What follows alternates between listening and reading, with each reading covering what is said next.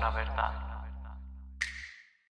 Un saludo cordial a todos los amigos y seguidores de Post La Verdad. Sean ustedes bienvenidos a este nuevo episodio podcast de Post La Verdad de hoy, miércoles 27 de octubre.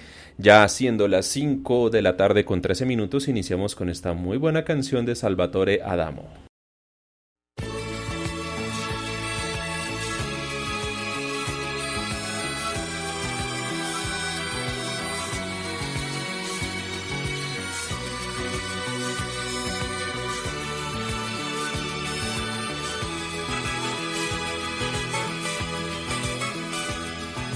Nuestra historia comenzó con palabras de amor. Oh Dios, qué gran amor. Y es verdad, me diste a mí un mundo de calor. Yo te lo devolví. Y te confié sin pudor todo mi corazón, de canción en canción. Yo te quise hacer soñar con lo mejor de mí, que te fui a entregar. Es mi vida, es mi vida. ¿Qué puedo hacer si ella me eligió? Es mi vida, no es un infierno, tampoco es un Edén. Mi candor, mi poca edad te hacían emocionar y nos sentíamos volar. Y cuando en el cielo el sol se cambió de lugar, sentí tu frialdad. Mi risa y mi llanto, la noche y la luz, nacen siempre de ti. Estoy bajo tu encanto, a veces me adulas o te olvidas de mí. Es mi vida, es mi vida. ¿Qué puedo hacer si ella me eligió?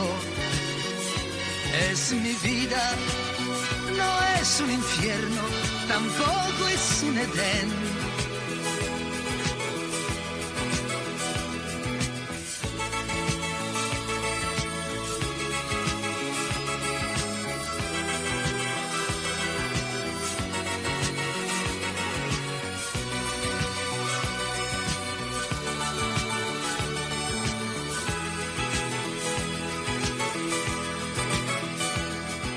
Busqué las cadenas que me atan a ti como a una bendición.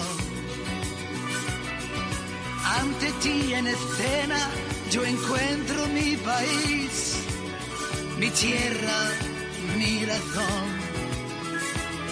Si a veces estoy triste, mi derecho a llorar, te lo sacrifiqué. Pero ante ti existo, gano el premio mayor, cada noche nacer. Es mi vida, es mi vida. ¿Qué puedo hacer si ella me eligió? Es mi vida, no es un infierno, tampoco es un Edén. Es mi vida, es mi vida. ¿Qué puedo hacer si ella me eligió? Es mi vida, no es un infierno, tampoco es un Edén. Es mi vida, es mi vida. ¿Qué puedo hacer si ella me eligió? Hemos luchado mucho tiempo y hemos sufrido la pérdida de muchos seres queridos, pero no estamos solos. Hay grupos de resistencia en toda Colombia. Manténganse vivos, no tienen idea de lo importantes que son y de lo importantes que se volverán todos y cada uno de ustedes. El uribismo está planeando algo grande, pero la resistencia está planeando algo aún más grande. Somos Poslaverdad, y si están escuchando esto, ustedes son la resistencia.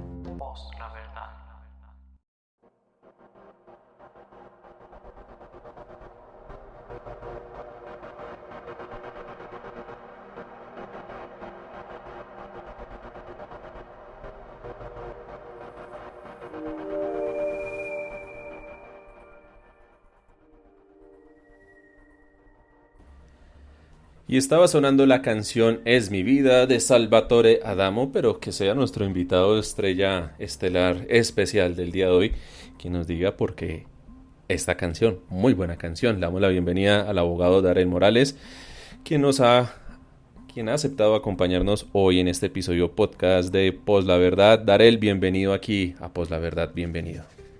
Gracias, mi amigo Balaguer, por esta invitación a tu estupendo programa en el podcast de Por la Verdad, y de verdad gracias por la invitación y seguiremos avanzando en los temas que vamos a tocar hoy.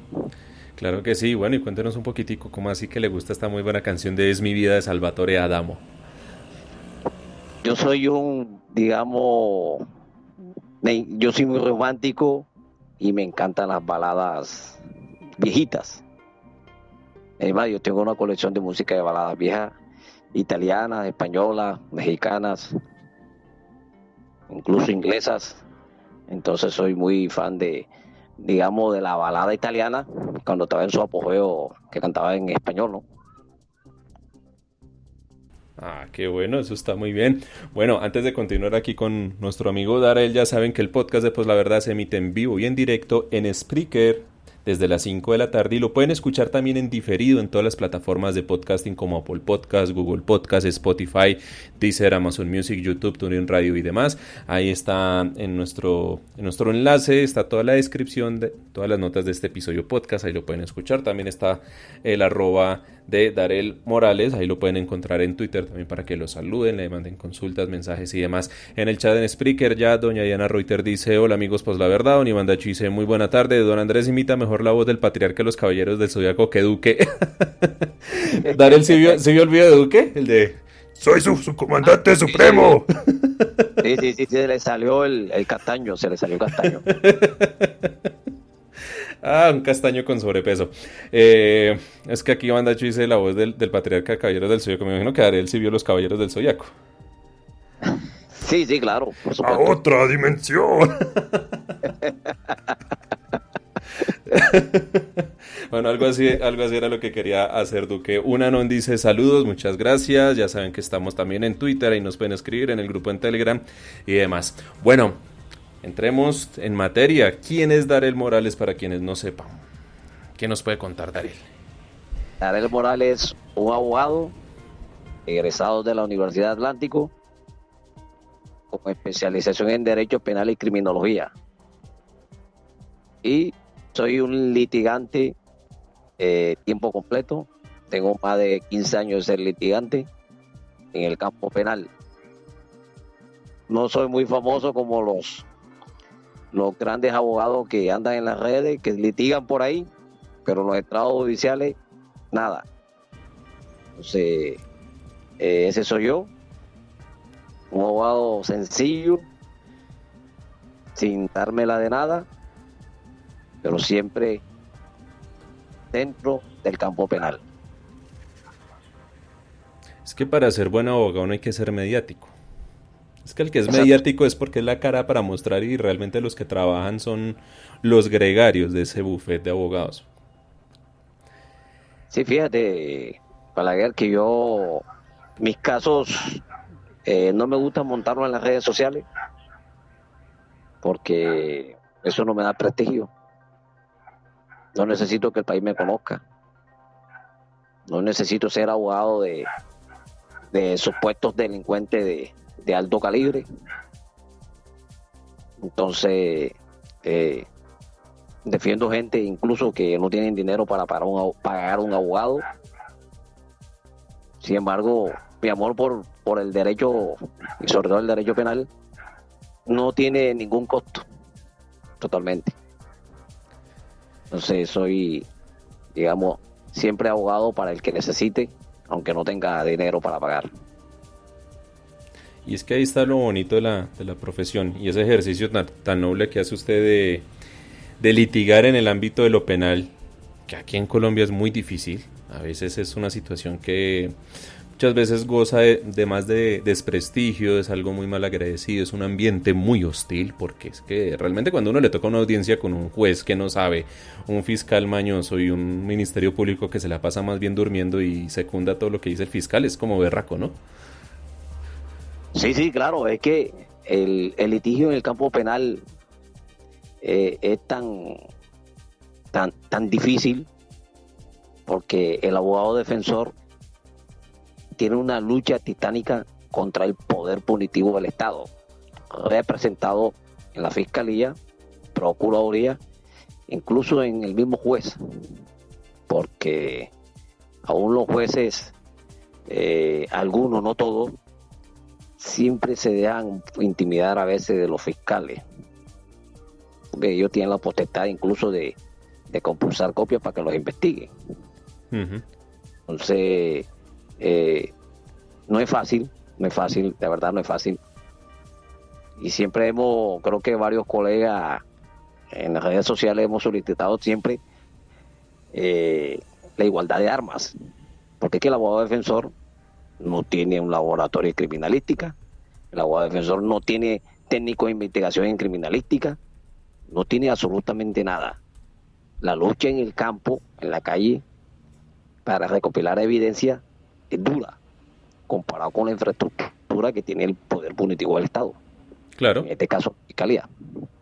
Es que no más, por ejemplo, para los que ejercen la defensa en cuestión litigiosa, por ejemplo, para conseguirse un testigo técnico, a veces es muy difícil. Hay abogados que son pudientes y tienen todo un equipo de trabajo muy bien conformado con peritos, testigos técnicos, o sea, tienen todo un esquema muy bien organizado, pero son contadísimos esos casos. Porque yo cuando litigaba y cuando hacía mis prácticas recuerdo muy bien que el problema de los abogados defensores era poder conseguir la suficiente, los testimonios a nivel de experticia, por ejemplo, para tumbar un sustento científico que pueda tener la fiscalía. Al fin y al cabo la fiscalía juega de local, tiene todo el presupuesto de la nación, mientras que a los abogados defensores sencillamente les toca muy duro. Y no solo eso, yo una vez lo contaba aquí en el podcast explicando el tema del por qué el sistema penal acusatorio fue una mala copia del sistema penal acusatorio de Estados Unidos, y es que, por ejemplo, acá en Colombia no tenemos jurado. Entonces, todo recae en el juez. El juez, aparte de moderar y de ser el árbitro de la audiencia, es a quien hay que convencer. Y si a uno le cae, si uno le cayó mal de entrada al juez, ya uno tiene todas las de perder y es mejor estar pensando ya en la segunda instancia. Sí, yo creo que el rol del juez en el papel es, digamos, ser una imparcial, simplemente valorar, digamos, el acervo probatorio recaudado por la parte interviniente en el proceso penal. Uh-huh. Y de acuerdo a la evidencia recaudada, ellos toman una decisión. Si le concede la razón a la Fiscalía, a su hermano gemelo, la Procuraduría, o le concede la razón a la defensa. Pero tal como tú lo comentaste, como está confeccionado el sistema penal ahora mismo, es una total desventaja y mala copia. ¿Por qué? Porque cuando hablamos de descubrimiento probatorio, muchas veces al abogado defensor en talanquera. No, señor fiscal, se toman a pecho que ellos son los que llevan, digamos, la bandera de la investigación. Pero eso no significa que la defensa técnica esté cruzada de brazos. Claro. Entonces siempre vamos a estar en desventaja con la fiscalía, aunque a la hora del debate técnico probatorio muchas veces nosotros los defensores estamos quizás mejor preparados que algunos fiscales, porque desconocen, digamos, mala sustentación de los recursos. Entonces, hay una falencia que se evidencia constantemente en el proceso penal en Colombia. Por algo la Fiscalía pierde más del 60% de los casos. Sí, y por eso es que dicen por ahí popularmente, más que todo en Twitter, que el mejor abogado de ahorita es el vencimiento de términos. Mira, ese es un tema que yo he tocado independientemente del abogado que lo exponga. Yo siempre he dicho a la gente, porque soy abogado alejado de la política, soy totalmente ajeno al vaivén o al prejuicio político e ideológico. Y yo les pongo mi argumento jurídico explicándole a la gente que el vencimiento de término, primero, no se le achaca al abogado defensor. ¿Por qué? Porque cualquier maniobra dilatoria por parte de la defensa no se la van a contabilizar. ¿Cuál es el real problema? El problema es el ente investigador. Tiene un tiempo límite para recaudar un acervo probatorio y ellos tomar la decisión para acusar o incluso para precluir, porque pocas veces lo hacen, pero también son dos situaciones jurídicas diferentes, pero que si no se toman en el debido tiempo, entonces ahí es cuando la defensa ya ha pasado el término y no se ha tomado una decisión y se invoca ante un juez el vencimiento de término. Que ojo, eso no cambia la situación jurídica del indiciado. Así es. No la cambia. Ya, sigue vinculado en la investigación. Lo único que queda es libertad, que es lo único que cambia. No, y es que ahí están los recursos, y uno como abogado tiene que hacer uso de todos los recursos que están dentro de la ley, y es un juez el que los va a terminar avalando. Entonces, porque hay gente que critica en Twitter, pero es que ese abogado, ¿cómo se le ocurre pedir el tema, por ejemplo, del vencimiento de términos? Pero si es un recurso legal, pues toca pedirlo, porque si uno no lo hace, uno estaría incurriendo incluso en mala praxis.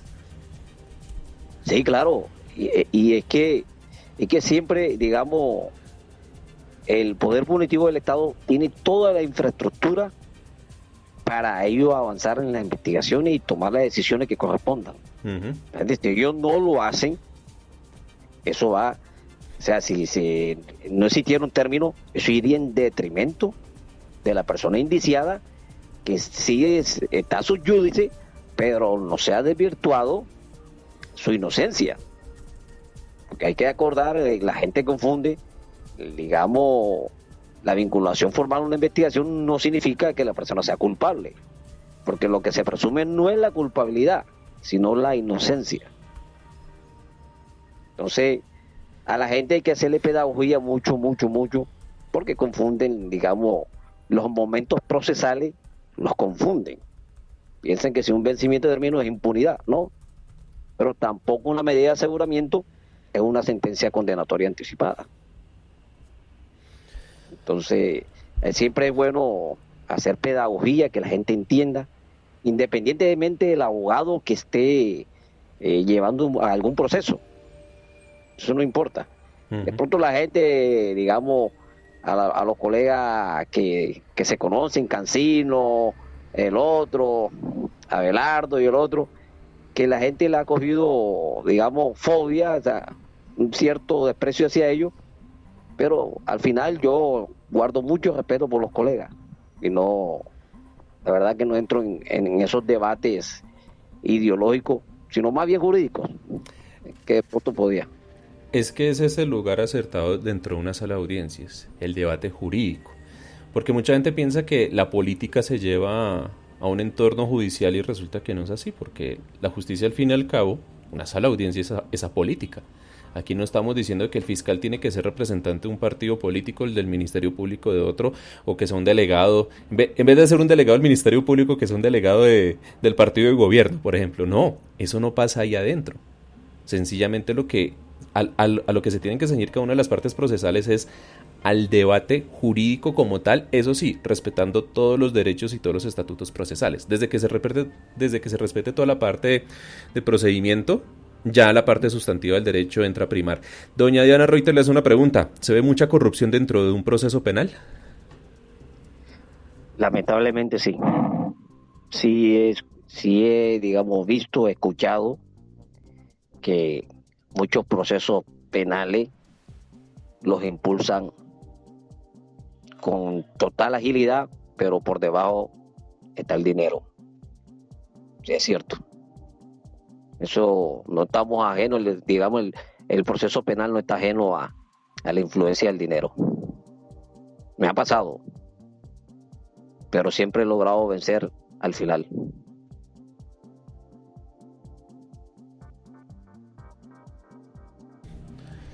Sí, lamentablemente el tema de la corrupción siempre está ahí, y no solo entre los actores protagónicos en un proceso penal, porque obviamente en un estrado siempre se va a ver lo que es el juez, el fiscal, el ministerio público, el abogado.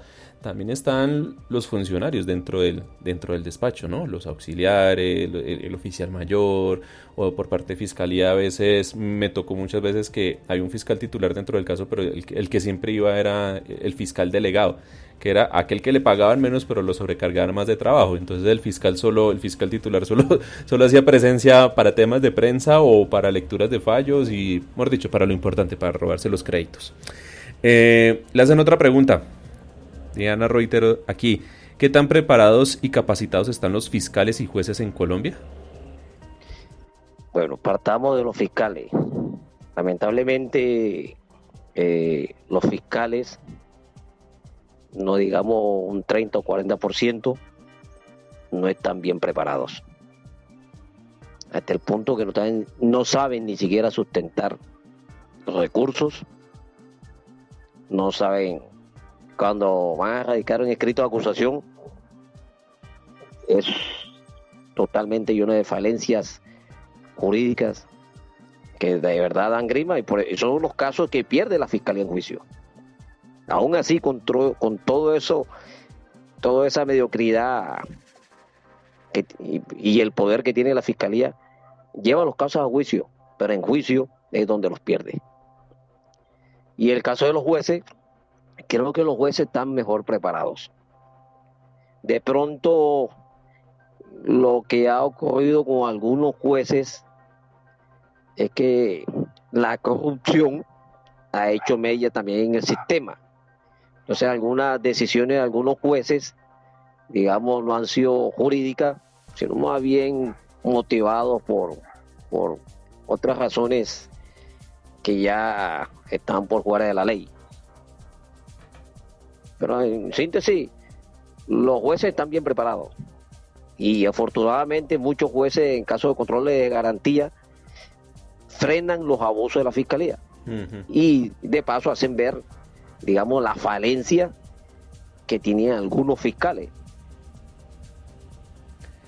Esto que nos dice Darel es muy importante porque refuerza algo que ya hemos estado exponiendo en anteriores oportunidades aquí en el podcast de Pues la Verdad, y es el problema. El problema no es que sea la justicia como tal o los jueces. Al fin y al cabo, como lo dice Darel, los jueces gozan de de un mejor nivel en cuestión de capacidad, de conocimiento para manejar un proceso. Lo que pasa es que la fiscalía, en la forma como llegan los fiscales dentro de los procesos de selección que tiene la misma fiscalía, ahí es en donde a veces se presta para que hayan ciertas inconsistencias o que sencillamente lleguen personas que no son las más capacitadas. Y pues qué peor ejemplo que tener un fiscal como Barbosa, fiscal general de la Nación, que ni siquiera es penalista y confunde términos penales y confunde términos procesales. Entonces, él es más un gerente mal nombrado que fiscal, porque lo que está haciendo es una cuestión burocrática y de dirección administrativa muy mala dentro de la fiscalía, pero que tenga una posición clara sobre la política criminal del Estado, para nada. De hecho, él es tan obnubilado, llevado por su ego, al decir que él es el segundo cargo más importante de la nación y que él, antes que ser fiscal, es padre, y con eso justifica muchas cosas, ¿no? Sí, el caso del fiscal general siempre le he recriminado a la Corte Suprema de Justicia, que fue quien lo eligió, porque A él lo nominaron, pero quien al final elige el fiscal general es la Corte Suprema. Sí, Y ese es un en el tema, ese es caso, un tema complicado por el sí, sistema de pesos y contrapesos que la misma Constitución nos creó, ¿no? El de yo te sí, nombro, claro. tú me nombras y yo te postulo y tú me postulas y así. Sí, es que mira, el caso del fiscal Martínez, en la terna donde él estaba el mejor, para mí el mejor jurista del país en el campo penal, Jessy Reyes Alvarado. Coincido completamente y tuve el gusto de conocerlo y realmente era el fiscal que el país necesitaba para el tema del posconflicto. Y uno no entiende cómo la Corte Suprema no le dio el aval al señor Jessy Reyes y eligió al señor Martínez. Eso no tiene presentación. Totalmente cuestionable esa elección. Y el caso del señor Barbosa, que yo muchas veces, incluso yo le hice escrito a la Corte, que la terna donde estaba Barbosa y otros dos, digamos, funcionarios del uribismo, esa terna estaba viciada y debieron devolver la terna.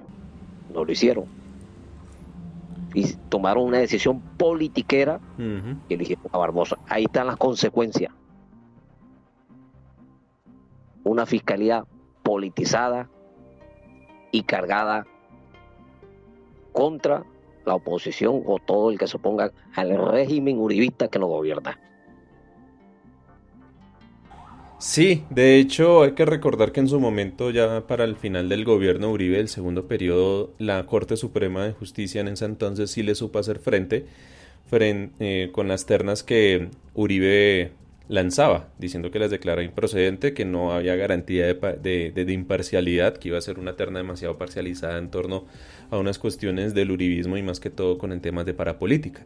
Y ya fue en el gobierno de Juan Manuel Santos que él cambió la terna y quedó elegida en su momento Vivian Morales, que curiosamente fue el mismo uribismo quien demandó ese postulado de ella como fiscal, la tumbaron y terminaron fue colocando a Montealegre. Digo irónicamente porque fue Vivian Morales la que inició todo el proceso penal en contra de Andrés Felipe Arias y hoy ella, bueno, ya lo fue hasta hace unos meses, fue embajadora en Francia nombrada por Duque. ¿Cómo nos da de vueltas la vida, no? Así es, la vida da vueltas. Así es. Listo, Darel, ya entendiendo todo esto, ya dándonos este panorama muy general sobre cómo es el nivel de la justicia en Colombia, el tema de las incompetencias que hay dentro de la fiscalía, el tema de los procesos y demás, mucha gente piensa y asume que con penas más altas o con nuevos delitos, el tema de la criminalidad en Colombia se va a acabar, pero desconocen todo eso que es la política criminal. ¿Por qué hay que estar y por qué hay que oponerse siempre al populismo punitivo, Darel? Populismo punitivo lo han cogido como base sobre la supuesta política criminal. A través de la historia en el derecho penal, digamos, las penas altas, sea de prisión perpetua o pena de muerte, nunca ha creado miedo en la psiquis del sujeto activo del delito. Hay muchas evidencias criminológicas que lo demuestran. Y el caso colombiano se ha tomado como base de la política criminal el populismo punitivo. ¿Con base a qué? Argumentos hipotéticos, totalmente desconocidos para la criminología. Porque es que la gente piensa que mayor es pena, o pena de prisión perpetua, o pena de muerte, va a disminuir la criminalidad. Y eso es totalmente falso. Porque si así fuera, la evidencia científica pues no demostrará lo contrario. Por eso tenemos en Colombia nuestra Constitución está sobre un pilar fundamental que es la llamada dignidad humana. Por ese pilar fundamental, artículo 1 de la Constitución, incluso artículo 1 del Código Penal, se cae la prisión perpetua. Fuera de los otros argumentos ya expuestos, que no hay evidencia que compruebe que disminuye el crimen. Los factores exógenos del delito no están, digamos, el derecho penal no lo soluciona. Porque es que hay que partir de la sociología, de los problemas sociológicos que se presentan en una sociedad. Hay fenómenos sociales que influyen en el aumento del crimen y está comprobado, que es el desempleo, la pobreza y todo, digamos, los bienes insatisfechos de cada ciudadano. No podemos usar el derecho penal para solucionar los problemas sociales del país. Sin embargo, los populistas, entre eso la señora representante Miranda, que la cuestioné con respeto, y otra vez vuelve, se le dije, y otra vez vuelve con el populismo punitivo, no le gustó y me bloqueó. Entonces, ¿cuál es el problema? Es que la política criminal están en manos de unos congresistas, porque uno se hace la ley en el Congreso, congresistas que no tienen ninguna formación en ciencias penales, y si son abogados no son penalistas y no conocen absolutamente nada sobre dos situaciones que son muy importantes para estudiar la criminología: la criminogénesis y la criminodinámica. Esas dos no las conocen los fanáticos del populismo punitivo. Nunca la han estudiado. El delito no sale de la nada. Ahí, o sea, la base del delito son situaciones sociales, son situaciones de fenómenos sociales que se presentan en la sociedad. Mira, aún en países donde existe la pena de muerte, como Estados Unidos, incluso China, aún siguen cometiendo delitos, y a pesar de que existen esas penas. Eso no crea miedo en el sujeto activo del delito.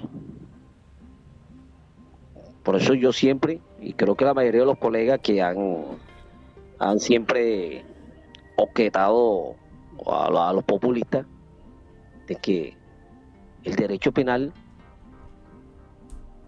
es la última ratio, es lo último, es, digamos, la rama, es la última en que debe aparecer para solucionar los problemas.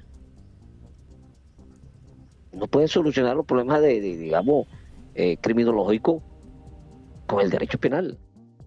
Oye, hay una insatisfacción social porque ahí hay un problema, digamos, profundo en la sociedad. Desempleo, pobreza. O sea, esos factores influyen en la criminalidad.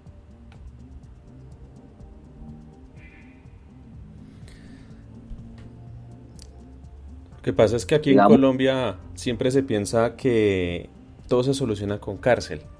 Y mire que esto yo lo hablaba la semana pasada con una situación que había sacado una nota, un artículo de opinión que sacó Razón Pública, criticando el por qué los jueces están negando las acciones de tutela frente a despidos dentro de la pandemia. Y por qué entonces la gente tiene que recurrir a la jurisdicción laboral y no directamente a la tutela. Entonces en ese podcast explicábamos de que la acción de tutela es una acción preferente y que si no existe otro recurso para ayudar a quitarle el riesgo, una amenaza a un derecho fundamental, pues se recurre a ella. Pero si hay otras alternativas judiciales, por ejemplo en este caso la jurisdicción laboral, pues hay que recurrir a ellas. Entonces que esa nota de Razón Pública estaba muy mal enfocada y de cierta forma quería caer en ese tema de populismo, en el sentido que si no se arreglan las cosas mandando a la cárcel a alguien, hay que arreglarlo a través de punta de tutela. Entonces en Colombia tenemos una satisfacción absurda hacia la tutelalitis y a todo le quieren meter tutela o a todo el mundo lo quieren meter a la cárcel. Entonces usted me miró feo, lo va a meter a la cárcel. Usted me dé una plata, lo va a meter a la cárcel. Cosas así, ¿no? Entonces la gente piensa que la justicia tiene un enfoque, tiene un tinte más bien vengativo y no restaurador. Entonces ya cuando uno entra a hablar de principios de la justicia, lo que se busca entre un proceso, lo que busca el derecho penal como última ratio, pues eso no le gusta a la gente. Y a la larga, estos congresistas que son políticos obviamente y están ahorita en miras de unas elecciones ya al Congreso, pues necesitan sacar proyectos de ley que les dé cabida en la prensa. Así estos sean después declarados inexequibles eventualmente por la Corte Constitucional, como sucedió efectivamente con el tema de la cadena perpetua. Esto a la larga llana prensa, y la prensa es muy mala interpretando o analizando un contexto jurídico. La prensa también quiere más cárcel, quiere más que hayan pabellones más grandes y cada vez más gente presa, y mejor dicho, hasta incluso llegar al tema de reivindicar el derecho penal de conciencia. Afortunadamente eso todavía no existe en Colombia, esperemos que no exista, pero pues como que por ahí van las cosas. De hecho en España, no sé si Dare lo sabe, ahora están hablando de delito penal de pensamiento. Entonces si usted genera pensamientos de odio, puede ser penalmente responsable. Mira, aquí yo creo que esos populistas si han estudiado, o sea, han leído un poco sobre el positivismo penal, la escuela positivista. Esa escuela positivista que fue proscrita de nuestro ordenamiento penal, es la base del derecho penal del enemigo. Sí. Incluso incluso tus pensamientos pueden ser penalizados bajo esa escuela. Afortunadamente estamos en nuestro derecho penal con todas las falencias que deja esta estructura que se ha creado bajo la ley, en caso la ley procesal, la ley 906 del 2004, y todo digamos, el Código Penal y todo. Es un derecho penal garantista, pero esto no es una garantía para el delincuente como muchos piensan. No, que hay que ponerle de 80 años. No, espérate. Ningún ciudadano está expuesto a un proceso penal. Incluso yo hice una defensa ayer, fue mi última intervención en el proceso. Está en un proceso de juicio. Y yo expuse, así por encimita, para comentarte, que la Fiscalía basa su acusación como en 15 testimonios, por el simplemente hecho de ser esos testimonios sin ningún tipo de prueba que corrobore los mismos, ni siquiera someterlos a la regla de la sana crítica, y sin embargo llevaron a juicio al cliente, y yo expuse mis evidencias, y está en manos del juez decidir la suerte de mi cliente. Entonces, ¿a qué me refiero yo? Que la deficiencia del proceso penal o el alto nivel de impunidad, tú no lo vas a combatir con más penalización o con más punibilidad, porque eso no soluciona nada. Aquí lo que hay, el 90% de los casos están impunes. Aquí lo que hay que pedirle al Estado, representado en la Fiscalía, que sea eficiente en la investigación, que utilice todos los funcionarios posibles en diferentes ramas para que las conductas punibles que están impunes se esclarezcan. Pero lamentablemente esa deficiencia en la investigación conlleva un alto grado de impunidad. Entonces, a eso lo quieren tapar, o quieren, digamos, buscarle solución mediante el populismo punitivo. Y eso no es la solución.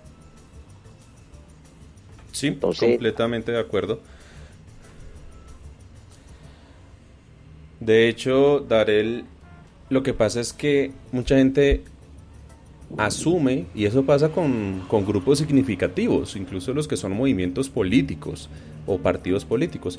Muchas veces piensan que, o porque desconocen que en el Código Penal está, entonces quieren pedir nuevos delitos, que es lo que está pasando ahorita con la congresista, la representante de la Cámara, Catherine Miranda, quien ella está impulsando un proyecto de ley para crear un nuevo delito que lo va a llamar acoso callejero. Y pues yo lo más cercano que yo estudié en su momento y analizamos cuando estaba en la universidad y la jurisprudencia que había al respecto, todo eso estaba resuelto dentro de la injuria por vía de hecho, no sé si me equivoco. totalmente de acuerdo. Ahí está, digamos, la conducta adecuada está en el Código Penal. Uh-huh. Porque prenderle la señora Miranda es un absurdo jurídico. Eso no tiene fundamento criminológico en ninguna parte. Que estos señores, digamos, se aprovechan que está en el Congreso, donde ese debate no lo someten o no permiten que los expertos expongan sus argumentos. Afortunadamente lo hicieron, no sé cómo lo hicieron, cuando algunos colegas estuvieron en el Congreso y expusieron su punto de vista sobre la cadena perpetua. Pero el resto de los proyectos que se han ido presentando con base al populismo punitivo no han permitido que los expertos expongan sus puntos de vista. Uh-huh. Entonces, la señora Miranda se cierra con una idea absurda que si la somete a debate, creo que, como dicen vulgarmente, le pegamos una peinada, porque no tendrá cómo sostener su argumento hipotético para tipificar una conducta que, si hacemos una comparación, ya en el Código Penal está. Sí, es crear un delito con otro título, pero ese delito ya existe dentro del Código Penal. Ahí pasa lo siguiente, dentro de la UTL muy seguramente Catherine Miranda, y con este tipo de proyectos de ley que ella misma está impulsando, quiere decir que no tiene un panel de expertos que le asesoren, porque obviamente tampoco se pide que un congresista lo sepa todo. Se trata que el congresista está haciendo un ejercicio de representación de toda la ciudadanía sobre unas mayorías por las cuales fue elegido, pero también se asume que, como cualquier otra persona, como lo hace un presidente, un gerente y demás, pues goce de la mejor asesoría posible para poder entender un tema en concreto. Esto que están haciendo nuestros congresistas no es así. Ellos llenan y atiborran sus UTLs pagadas de nuestros impuestos con sencilla burocracia y puestos para devolver favores de tipo electoral. Entonces, sencillamente, ¿qué tan bien asesorado puede estar un congresista? Creería yo que muy poco. ¿Qué tan bien asesorado puede estar un concejal dentro de un municipio? Más bien poco, o un diputado en una asamblea departamental. Entonces, realmente el tema de la función que le otorga el Estado para estos cargos, como el legislativo dentro del Congreso, de gozar de un buen acompañamiento, de una buena asesoría para que pueda ejercer su actividad legislativa en óptimas condiciones, sencillamente no se está dando, y pues termina pasando al ridículo dentro del ambiente académico, pero va a gozar, como está sucediendo ahora, del favor y de los aplausos de muchos colectivos, entre esos muchos grupos feministas que están diciendo, ¿no?, que ven con muy buenos ojos cómo se va a penalizar eso de que estén echando piropos en la calle. Cuando vuelvo y digo, que ellas no sepan, o que la congresista Miranda no sepa que eso ya existe en el Código Penal bajo la injuria por vía de hechos, pues no quiere decir que no exista, sencillamente es cuestión de echarle una leída al Código Penal, asesorarse, respaldarse y verificar qué tan viable es. Obviamente ella no hizo ese ejercicio. ¿Por qué? Porque ella lo que está buscando con esto es ganar adeptos para postularse de nuevo al Congreso en las elecciones del año entrante. ¿Por qué? Porque esto ya ha pasado antes. Muchos congresistas en vísperas de elecciones les da por impulsar proyectos de ley que terminan o resultan siendo más bien polémicos, que resultan siendo inocuos, que desgastan el sistema legislativo, que en vez de estarle dando cabida a temas más importantes se centran en cosas insulsas que a la larga no dan cabida, pero pues que sencillamente llenan los titulares de prensa y llenan el favor de mucha gente y muy seguramente muchas mujeres o muchos de esos grupos feministas o estos colectivos y demás van a decir, ay, sí, hay que votar por ella porque es que ella es la que quiere meter a la cárcel a todo aquel que haga un piropo, ¿no? Entonces sencillamente está utilizando esa gabela del Congreso de la República para hacer campaña para verse favorecida con votos el año entrante. Sí, es que el populismo punitivo da réditos políticos. Eso está muy claro. Yo te traigo un ejemplo de populismo punitivo que, sin embargo, fue tipificado como conducta autónoma. El feminicidio. Uh-huh. Antes de crear el tipo penal de feminicidio, era considerado esa conducta una circunstancia de agravación punitiva que imponía la misma pena que impone ahora mismo el tipo penal de feminicidio. Mira, ¿y cuál fue el argumento de los promotores del feminicidio? Tratar de disminuir el asesinato de mujeres. Uh-huh. Y yo me pregunto, ¿las estadísticas que dicen ahora, se ha logrado ese objetivo? No se ha logrado. No se ha logrado. Es que el delincuente, la persona que comete el delito, no se va a leer el Código Penal y va a decir, oh, recorcholi, si yo cometo esta actividad delictiva me van a imponer una pena entre tanto a tantos años y una multa entre tanto a tanto. Entonces yo mejor como que no lo hago y me voy a desestimular de hacer el delito y me voy a dedicar a hacer el bien. No, el delincuente no lo hace. El delincuente, la verdadera preocupación del delincuente es que no lo pesquen. Es que el delincuente no le teme a la pena alta. Uh-huh. Le debe temer al esclarecimiento de los delitos.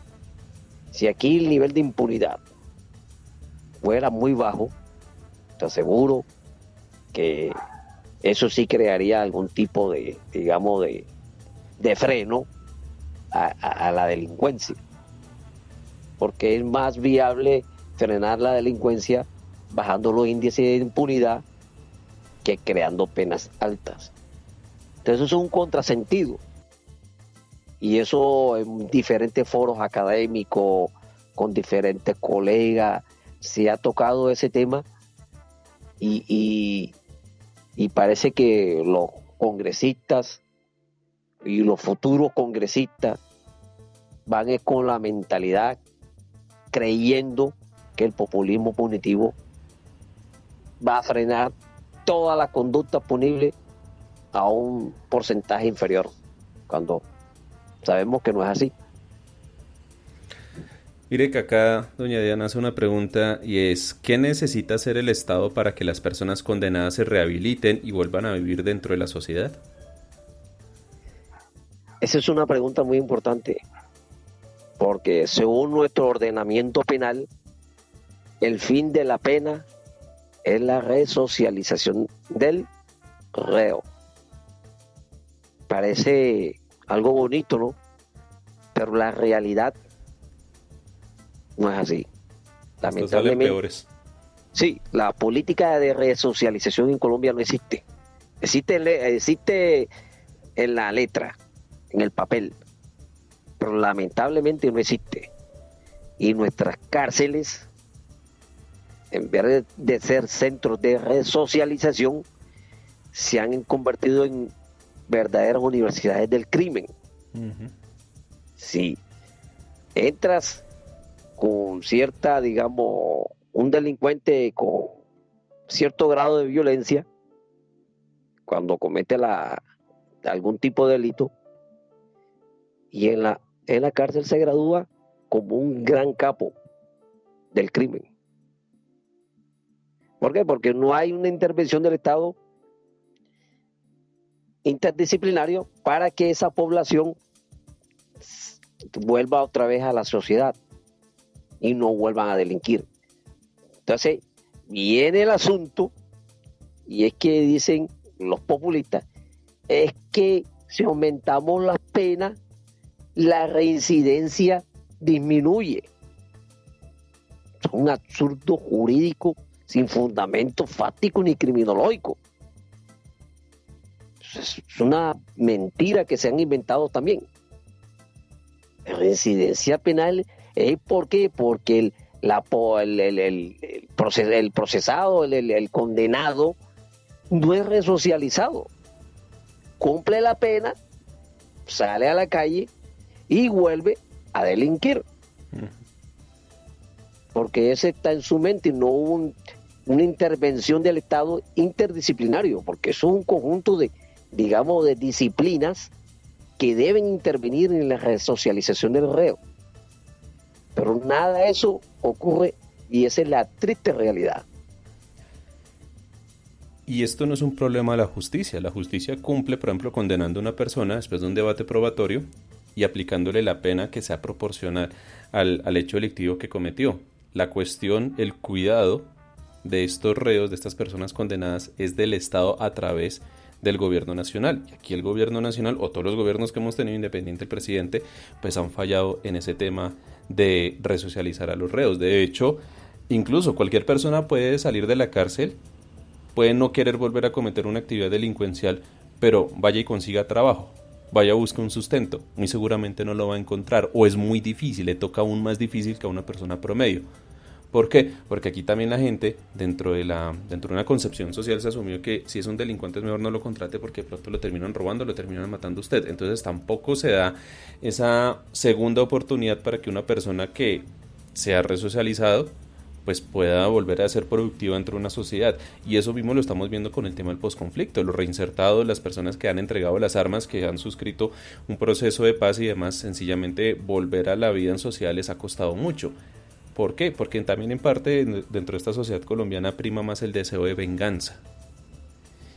Y se puede ver incluso en unos extremos como lo que se llama en Twitter y que es tendencia a veces el tema de las paloterapias. No sé si de pronto Darel ha visto uno que otro video que andan rondando por ahí. Sí, claro, yo he visto ya digamos, la sociedad se vuelve intolerable.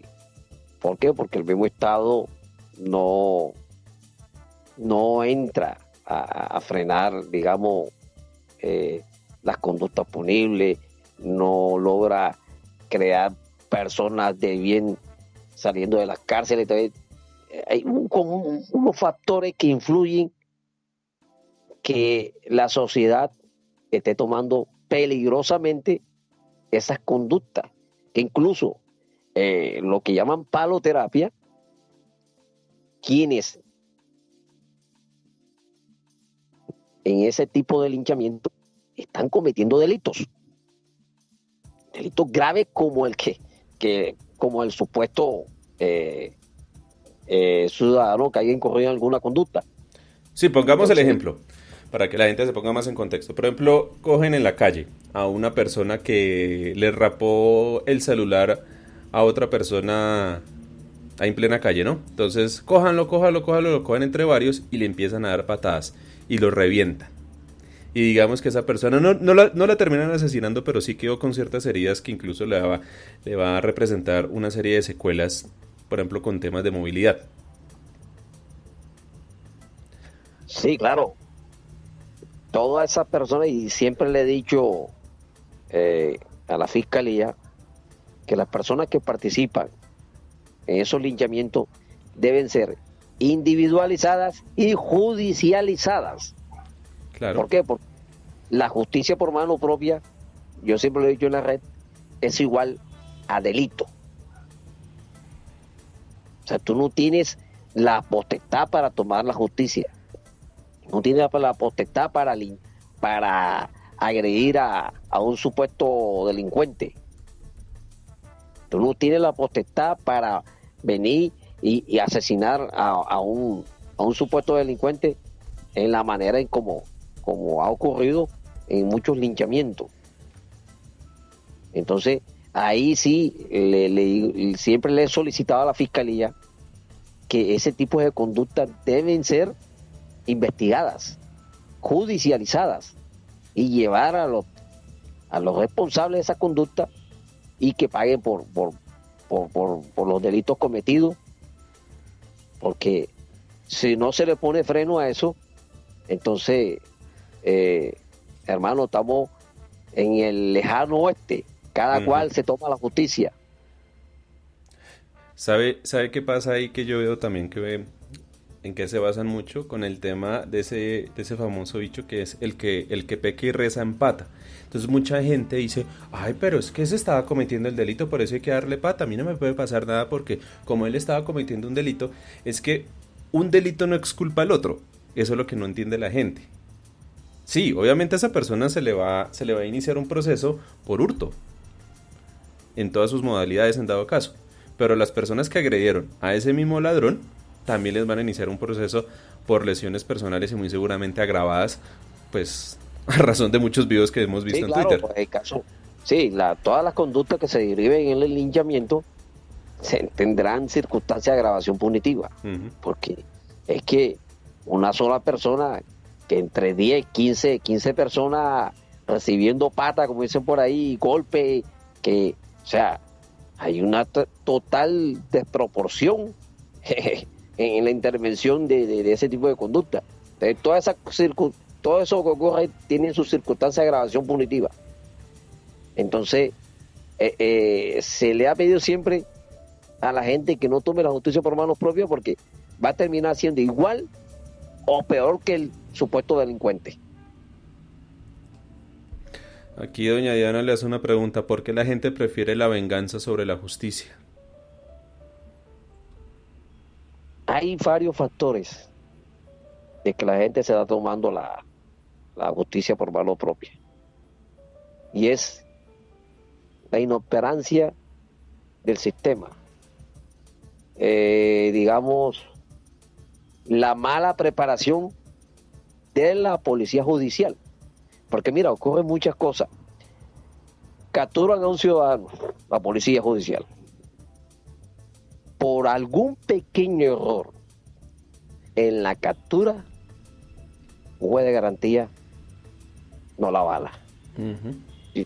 Si tú capturas a un supuesto delincuente y le das golpes, cuando lo llevas a la audiencia de legalización de captura y se demuestra que fue golpeado sin ninguna justificación, ojo, sin ninguna justificación, dele por contado que el sujeto queda libre. Entonces, ese tipo de, digamos, de hechos hace pensar a la sociedad que participa en los linchamientos o que les gusta tomar la justicia por mano propia, de que la justicia no sirve, que la justicia es garantista para los delincuentes y que entonces les toca a ellos tomar la justicia por mano propia, vengarse de ellos ya que la justicia no actúa. Entonces se ha creado esa atmósfera peligrosa y hasta ahora no se ha podido hacer nada referente a esa situación. Además de que genera una satisfacción a nivel personal, porque eso es lo que otorga la venganza. Sí, sí, exacto. Porque obviamente está el tema de lo que la justicia otorga, que es una cuestión de restaurar. No es devolver una situación que era antes, sino sencillamente trata a través de la verdad, ¿no? De la no repetición. Es buscar resarcir los daños que se hicieron y hacer que la persona o la que sufrió esos hechos pueda continuar con su vida en lo mejor de lo posible, y que esa persona, el victimario, el que hizo esos hechos, también pueda continuar en su vida ya conforme dentro de la vida en sociedad. Eso es lo que busca la justicia. Por eso es que también la justicia se demora. Y era lo que hablábamos con el tema de la tutelalitis, o que todo el mundo quiere cárcel. Todo el mundo quiere que la justicia sea pronta, y no. La justicia tampoco es que se demore, porque eso también está mal. La justicia tiene que tomarse sus tiempos. Y cuando se toma sus tiempos necesarios, la justicia es efectiva. Funciona. Porque estas cosas no es para que se resuelvan a nivel pasional, a nivel reaccionario, de momento, con la sangre en la cabeza, pues ¿por qué no? Que estamos incurriendo en venganza, estamos hablando de justicia, y la justicia tiene que ser serena, tiene que ser imparcial, tiene que tomarse muy bien sus tiempos para estudiar y analizar dentro de un debate probatorio todo lo que sucedió en esa serie de hechos en las cuales se cometieron uno o varios delitos. Pero esto la gente no lo entiende, y la prensa tampoco. Es que a mí me preocupa mucho que la gente despotrica siempre a la justicia y la carga toda en contra, por ejemplo, de los jueces, por errores de la fiscalía. O sencillamente la prensa no entiende por qué una persona que la esposan, la capturan, le dan una tunda, lo revientan y después lo llevan ante un juez, y el juez lo termina declarando en libertad porque procedió que su captura no no fue conforme a las leyes. Eso no lo entiende la prensa. La prensa siempre va a sacar el titular sensacionalista diciendo increíble, la justicia, a pesar de haberlo capturado de forma flagrante, lo declaró en libertad. Entonces, esto lo lee cualquier persona y va a cargar bronca contra la justicia.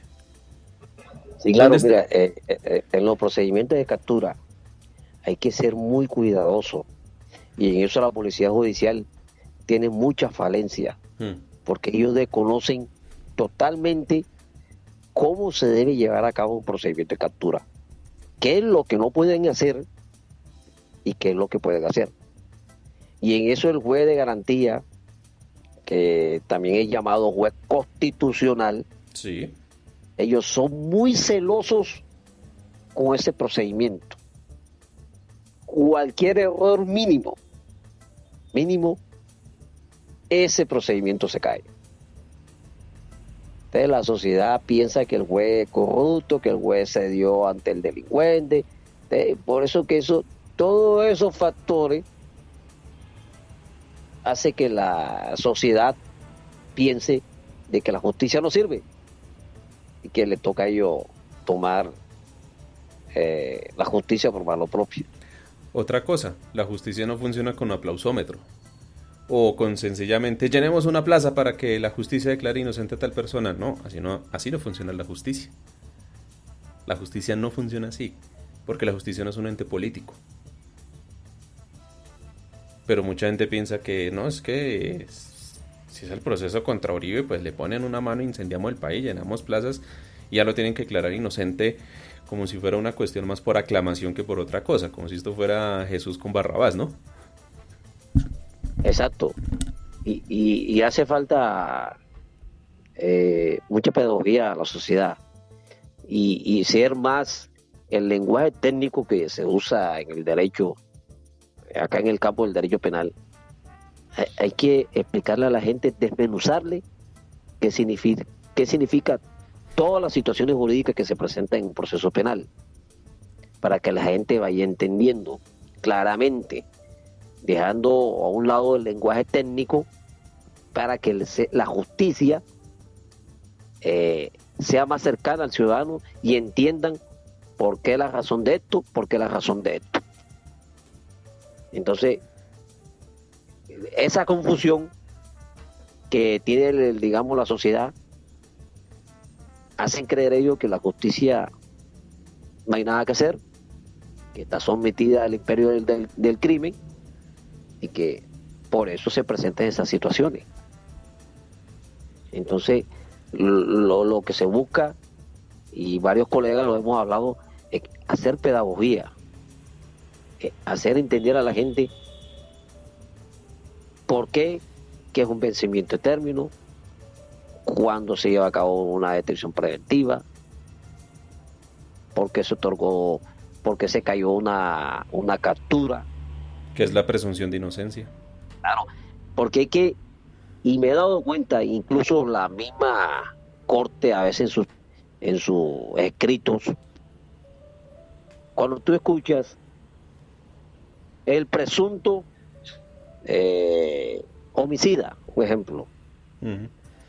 estamos haciendo las cosas mal, porque es que la culpa no se presume, la culpa se prueba. Lo que se presume es la inocencia. Uh-huh. Entonces, ¿cómo se desvirtúa la inocencia de un indiciado o procesado? Mediante sentencia condenatoria ejecutoriada. Cuando hablamos de ejecutoriada es cuando se acudió a la última instancia y ya no existe recurso ninguno que pueda revertir una sentencia. Entonces, toda esa confusión que se crea en esas situaciones jurídicas, hay que desmenuzarla para que la gente entienda. Lógicamente la justicia no es infalible, se equivocan. Que hay bandidos en la justicia, sí los hay. Que hay fiscales bandidos, que hay jueces, los hay, de todo hay.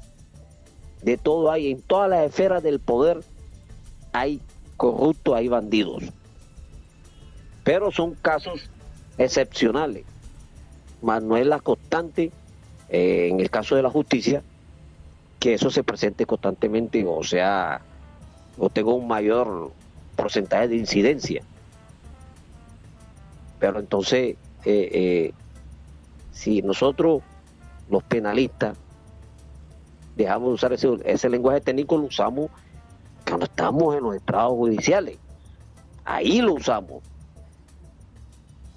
Ante el juez, ante el fiscal, ante el procurador. Pero ya por fuera tenemos que explicarle a la gente qué es esto, qué es lo otro, para que la gente no se haga ideas equivocadas. Y yo me he cansado de decir sobre el vencimiento de término, y hemos hablado con colegas y hemos hecho foros y todo, pero aún la gente no ha entendido qué es el vencimiento de término. Entonces, ¿qué hacen? Como ellos ven que el aparato judicial, según la sociedad, no funciona, llegan los populistas del Congreso. Es cuando ellos dicen, aquí vamos a captar adeptos. Propongo el aumento de la pena al delito tal. Propongo la creación del tipo penal tal. Propongo la cadena perpetua. Propongo la pena de muerte. Y ahí ellos crean un impacto y la gente les cree. Y eso les representa a ellos un rédito político y electoral. Y preocupa que estos congresistas no están abiertos al debate, que fue lo que le pasó aquí a Darel con la representante de Catherine Miranda, quien Darel en Twitter, y me consta porque ahí estuve viendo los trinos, le estuvo cuestionando ese tema de esa iniciativa para crear el delito de acoso callejero, el cual, vuelvo y digo, ya existe a través de la injuria por vía de hecho. Sencillamente ya procedió a bloquearlo.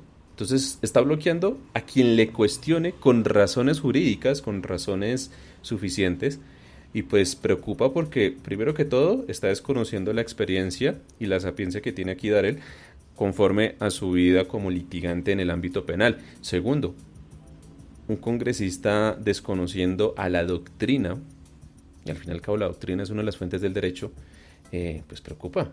Porque entonces, ¿a razón de qué están sustentando, por ejemplo, crear un nuevo tipo penal? Según sea el término ahora popular en Twitter, para ganar adeptos y eventualmente votos en las elecciones. Ahí está la preocupación. Totalmente de acuerdo. Y por eso me extrañó que la representante me haya bloqueado.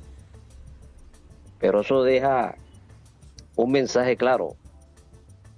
Y es que a los congresistas fanáticos del populismo punitivo no les importa el debate que nosotros los penalistas hagamos sobre ese tipo de proyectos. Porque al final ellos lo que buscan es el rédito político, independientemente de quién sea el candidato o el congresista que aspire. Entonces, yo jamás, te lo cuento, y creo que la mayoría de los colegas vamos a estar de acuerdo con el populismo punitivo. Eso no es como muchos nos tildaron cuando defendimos o atacamos la cadena perpetua, de que nosotros éramos cómplices o aliados de los violadores de niños o de los asesinos de niños. Hasta allá llegaron. Y bastante ahí en las redes sociales nos dieron duro. O sea, personas del común, Sí. se creen el cuento de los populistas. No, o llega el típico comentario: espera el día de mañana que le violen una hija suya y ahí sí usted va a pedir esa cadena perpetua. No, sí, a mí me enviaron un mensaje por el interno, y usted no ha vivido lo que las personas que han padecido ese tipo de conducta, usted no tiene ni idea, me dicen así. No, es que yo no necesito que me ocurra a mí.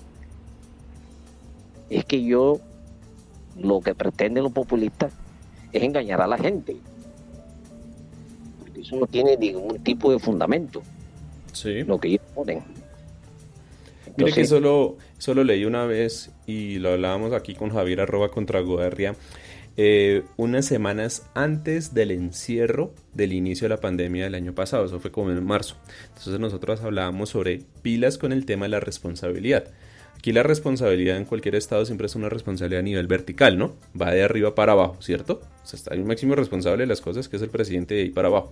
Pero con este tema de la pandemia muy seguramente van a voltear la responsabilidad y la van a volver a nivel horizontal, en donde cada persona va a estar vigilando a otra persona, y si esa persona se equivoca le van a caer encima con otras más. Así es. De esos mensajes equivocados por parte del Ejecutivo, del Legislativo, eso crea la atmósfera perfecta para tanto la violencia por parte de la sociedad contra los supuestos criminales, como le da réditos políticos y electorales a quienes promueven ese tipo de proyectos inocuos que no sirven para nada. Así es, Darel, así es. Bueno, mira, aquí ya son exactamente las 6 de la tarde. Así es, son las 6 de la tarde ya con 23 minutos. Llevamos hora y 10 de programa. Nos ha rendido, ¿no, Darel? Ya hora y 10 aquí hablando. No, sí. Gracias por la invitación y siempre, primera vez que me invitan. No, aquí ya sabe. Ya sabe cómo es esto acá. Así que las puertas abiertas. Cada vez que quiera hablar de un tema en concreto o sea en derecho, o sea cualquier otro tema, bienvenido. Aquí hablamos también de todo, también de fútbol y todo. Y antes de iniciar este podcast estábamos hablando con Darel sobre el golazo de Falcao. Muy buen partido que el Rayo Vallecano le ganó 1-0 al Barcelona. Y la tapadota del penal también fue muy buena. ¿Sí pudo ver todo el partido? Me vi el segundo tiempo el segundo tiempo me lo vi. ¿Darel de qué equipo es hincha? ¿Del Junior? Bueno, sí, ya el Junior, pero ya no tanto con todo este nivel fútbol. Te cuento que me he convertido en apático del fútbol colombiano. Ah, bueno, eso está bien, ahí es de los míos. Por el nivel y esa goleada que se llevó de Millonarios. Ah, sí, ¿verdad? Qué gol. Sí. El lunes, Javier, estuvimos acá en el programa, se estaba contento, como ese es bien hincha de Millonarios, pero no se cambiaba por nadie. Sí, yo sé que Javi es hincha, mejor dicho, furibundo de Millonarios. Sí, y del Real Madrid. Y Darel también es del Real, ¿no? Sí, claro, soy hincha de Real Madrid. Ah, bueno, te dice yo. O cuando quiera, nosotros eventualmente con Javier hacemos, y con otros compañeros más del podcast, también con otra abogada que maneja muy bien el tema en derecho deportivo, Diana Mancera se llama ella, hacemos un espacio aquí en pues la verdad que lo llamamos el Chiringuito, en donde hablamos de fútbol y de muchas cosas, entonces invitado también por si nos quiere acompañar en eso. Gracias, Balaguer, gracias a mi hermano por tenerme en cuenta y siempre estaré dispuesto cada vez que me inviten. Claro que sí. Bueno, redes sociales, ¿en dónde lo pueden encontrar? ¿En dónde lo pueden contactar? ¿Le pueden escribir? @Darel Morales Love, Twitter. Sí. En Facebook, Darel Morales, abogado. En Instagram, Darel Mor. Más que todo, esas son las redes que más, digamos, a veces el litigio no me deja mucho, está ahí, pero siempre son las que más uso. Bueno, ahí está, ya sabe, igual de todas formas en el título y en la descripción de este episodio podcast está el @ de Darel para que lo contacten ahí en Twitter. Mi nombre es Andrés Balaguera, el Twitter mío es @jvp008, el Twitter institucional es @poslaverdad y el de don Javier es @contraguardia. Darel, hasta una próxima oportunidad entonces que nos pueda aquí acompañar en el podcast. Gracias, Andrés, gracias por la invitación y saludos a Javier. Hemos llegado hasta el final de este episodio de podcast. Gracias por habernos acompañado.